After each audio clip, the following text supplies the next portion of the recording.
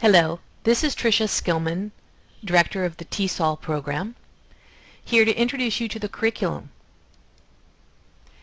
To earn a TESOL certificate, you'll need to do 4 things. You'll need to complete 27 credits of TESOL coursework with a combined GPA in these courses of 2.7.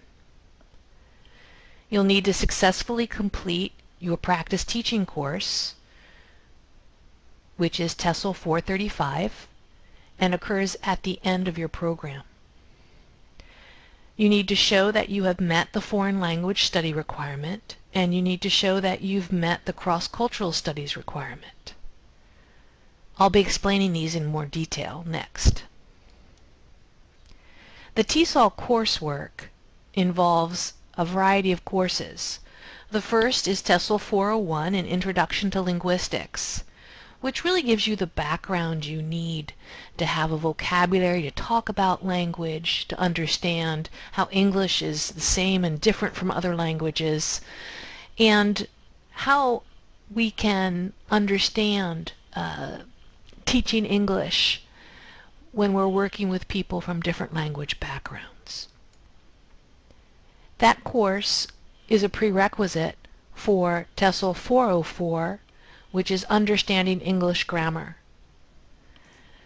Many of us are native speakers of English and have never really studied English grammar in any depth. We may be able to write beautifully and speak beautifully in English, but when asked by a non-native speaker, why do we say it that way? Why do you say, I have eaten instead of I ate in this situation? We often won't be able to come up with a good explanation. This course allows you to explore the grammar of English, learn the terminology, and better learn how to explain these things. This course is taken at the same time as TESOL 405. TESOL 405 can be taken afterwards, but they're usually taken together. TESOL 405 builds on what you've learned about English grammar and says now you're going to turn around and teach this English grammar to a student who may not speak English at all fluently. How are you going to communicate the concepts about how English works? How are you going to make an effective lesson? TESOL 410 looks more in depth about second language acquisition and looks at it from a variety of different lenses. What does it mean in terms of our brain work? What does it mean in terms of the social value placed on the language that is being acquired? Is it the same as our first language, second language? What if it's multiple languages we have? What are the political realms of second language acquisition? All of these things help us not only with our own language development as we study foreign languages, but it really helps us look at the students we're working with and decide whether or not we can use a certain technique or start at a certain point given where they are in their acquisition of English. TESOL 420 is a Methods and Materials class. The Methods and Materials classes are broken into 2 because the first will focus on basic communication. How do you work with a true beginner, someone who doesn't speak any English and you don't speak any of their language? Where do you start? How do you communicate? How do you prepare a lesson? That's what this course focuses on. TESOL 421 is the second methods class, and that follows up on working with intermediate level learners and students who can already communicate with you in English but are starting to have to use English for other purposes. They're having to read and write in English. Maybe they want to go on in school in English, or they're using it for business purposes. And so you're really learning how to work with intermediate level learners. The final classes in the program are TESOL 432, which is a seminar in TESOL, and TESOL 435, which is a practicum in TESOL. And they are taken together. The seminar supports the work that you're doing out in a ESL classroom. And in that ESL classroom, you're finally getting to really put into practice all of the different aspects you've learned in the program and be an assistant teacher in a classroom for a total of 40 hours over the course of the quarter. And you'll teach some classes on your own, and we'll come and observe you, or you'll videotape and we'll observe your videotape and give you feedback and help you grow as a teacher. We also occasionally offer Spanish for Educators, which is an elective for students who wish to continue their growth in Spanish, or perhaps they need an extra course in order to complete our language requirement. So these are our courses, and these are the course numbers that will be referred to in the following slides. Here you can see the flow of the courses. So as you decide which courses should I take which quarter, how many quarters will it take me to finish, it's important to understand some of this information. There are these introductory courses, TESOL 420, which is that methods course, TESOL 401, which is the linguistics course, and TESOL 410, which is the second language acquisition course. These are all courses that can be taken at the beginning of your program, and students may even take these courses prior to being admitted to the program.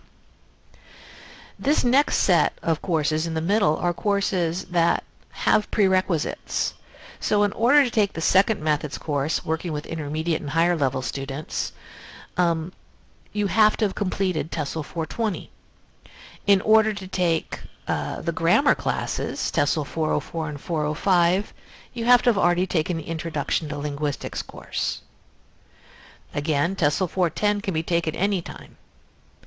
TESOL 432 and TESOL 435 have to be in your last quarter of TESOL courses. The best situation is that you've already taken all of these courses in quarters prior to teaching TESOL 432 and 435, but we can combine it depending on your needs and your schedule, but it must be in the final quarter. There are many options for scheduling your courses. Most students finish in 3 academic quarters, but the program easily allows for extension up to 2 years, or as intensely as a 2-quarter, 6-month option. You can click on the links to these and also visit our web page here. The web page is one that you will have already visited. Let me take you there. There we go. And this talks all about the program, and you can click on the curriculum button and it will take you down and explain again the courses. It will talk about the typical schedule we have in the program, and these icons help you identify whether the course is available that particular quarter online, face-to-face, so these are the online, the face-to-face, or in some cases you may be able to take it abroad in Mexico. It also provides you with sample schedules, so you can look at the samples and see different ways that people have pulled their own curriculum schedule together.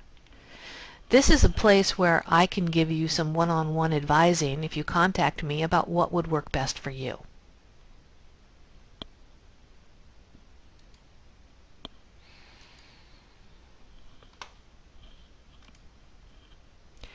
Here is another way of viewing the courses that are offered in the program. This top line of programs are the courses that are offered face-to-face on the Bellingham campus. The courses here in the middle, if I can get there we go, are courses that we offer in a summer program in Querétaro, Mexico. And the bottom are courses that are taught online. So in any quarter you can look down and see whether you want to take a face-to-face course, whether you need an online course, whether you want to combine it with a Mexico program. So this is an important schedule that stays fairly steady from year to year. There may occasionally be a change, but this is something you could use for planning. Each of our courses really has a goal of giving you experience working with English language learners. So in each of our courses, we have some time that you spend working with English language learners. For example, in the linguistics class, TESOL 401, you write to ELL, that's English language learner, pen pals, and you analyze their language. In TESOL 405, which is the teaching grammar course, and 410, which is the second language acquisition course, you're a conversation partner, or you volunteer in a classroom, and you reflect on a student's language learning experience. And this is completed in 10 hours, generally outside of class.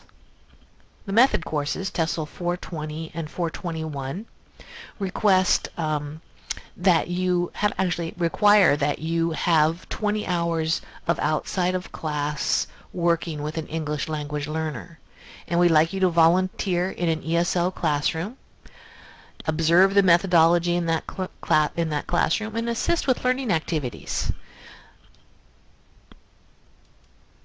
TESOL 435 is your practice teaching, what we call the practicum. And you're a teaching assistant in an ESL class, you're helping with classroom instruction, and you're trying out all that you've learned, and that's about 40 hours outside of class time. We can help you locate a place to volunteer, and there are many students out there who really need your help, so it's a wonderful combination for us and for those programs.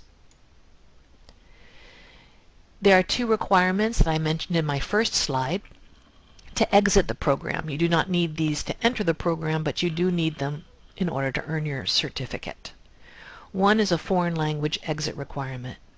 We have this to encourage empathy and because you learn so much about English by studying another language. So certificate students should have the equivalent of 1 year college level study of a foreign language. And that can look like several different scenarios. For example, you could study 3 years of French in high school, and each year of high school study is the equivalent of 1/4 college level. So those 3 years would equal 1 year of college level.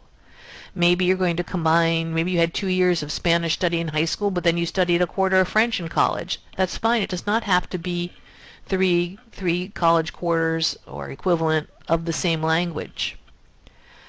ASL is considered a foreign language. So you could have a combination of ASL in high school, 2/4 of Japanese in college, and that would meet our requirement.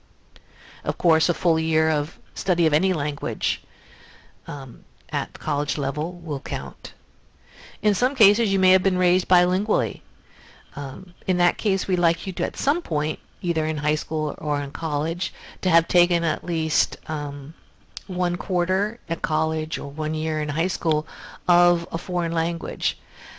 That's so that you get a real empathy for what it's like to be in a classroom and learning a language.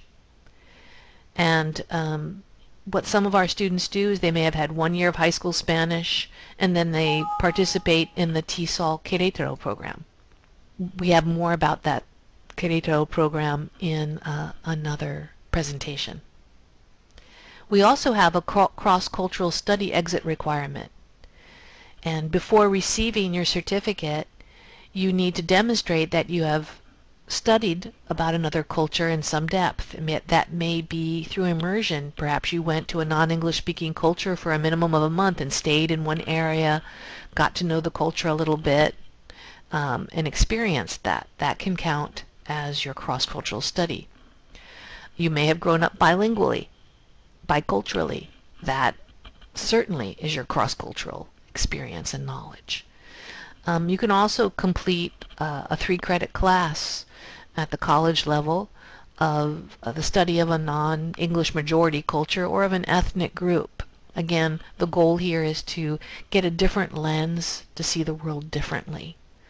One of the most important aspects of teaching ESL and EFL is your ability to adapt to other cultures and to see things through other eyes.